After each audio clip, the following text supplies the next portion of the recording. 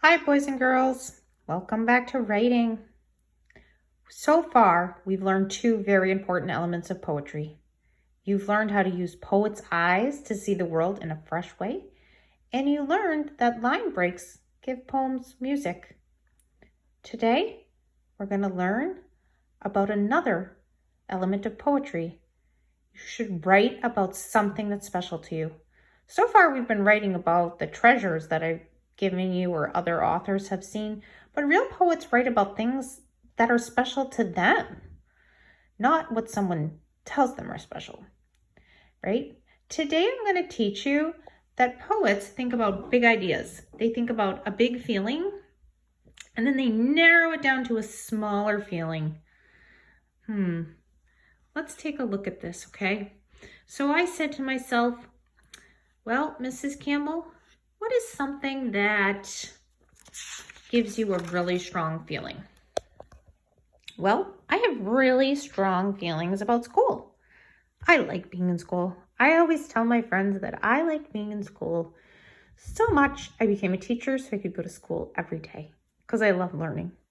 But I have big feelings about the topic of school, but that's a really big topic. I have to narrow it down because let's think. I could talk about recess. I could talk about lunch. I could talk about my friends. I could talk about my favorite subject. Oh, I could talk about my teacher. I could probably definitely write a poem about that. Oh my goodness, so many things.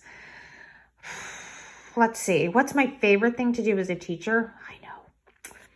Read aloud. I love to read books to my students, and I love to watch them on the rug listening to my story, because when I think about stories through a poet's eyes, I think about books as like a machine that can transport me to another place. Oh my goodness. So you know what I did? I kind of took that big topic, I made it a smaller topic, and I wrote a poem last year for my class. Do you want to hear it? It went like this. Notice how I put my line breaks. I have a place on the rug where I sit during read aloud. I sit there and the book opens and I'm flying on the back of a dragon, riding a motorcycle, feeding bugs to a frog, winning the blue banner. A story comes out, another world comes alive, and we are in it. Oh my goodness. I just wrote a poem. I'm a poet. Okay, so that leads me to what you're going to do today, okay? Everybody should have a writing notebook, okay? But actually, before we get to today's assignment, let's just review our Anchor chart of what we have learned about poems. Strategies poets use to write poems. 1, find a big topic that gives a big feeling, and then poets make it a smaller moment or a smaller detail. We're going to work on that in a minute. Poets look at things through poets' eyes. Poets use line breaks. This is all the stuff that we've learned. We haven't even actually started writing a poem yet because there's so much we need to learn before we can write a poem, okay?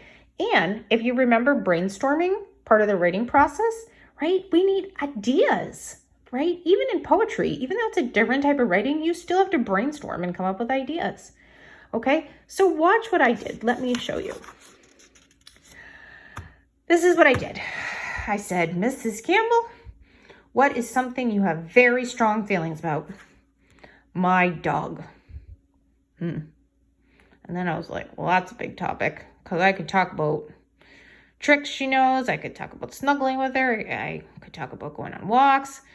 I love when she slurps up her water. It's really funny. It goes all over the place and she shakes her head. That's a smaller moment I could write about. So I have a big topic and I made it a smaller topic. Then I said, okay, well, there's one idea, because remember, this is just brainstorming. I love food. Oh, but there's so much food. That's a really big topic. I could talk about candy. I could talk about ice cream. But I really love pizza. Maybe I could write a poem about pizza. I probably could. I love winter. I really do. I love to ski. I love to ice skate. I like to build snowmen. Again, really big topic. I have to be a poet and make it smaller. Well, I could just write about watching the snow fall, because I get so excited every time there's a snowfall, and just seeing it is magical to me, right? I've asked my kids, I said, Zachary, I said this to my son, I said, if you could write a poem about a topic you feel strongly about, what would you write about? And he said, insects. And I said, well, Zachary, that's a really big topic. If you're a poet, you got to make it a smaller topic. Maybe pick one. So he said, okay, I think I could write a really good poem about grasshoppers. That's a pretty good idea.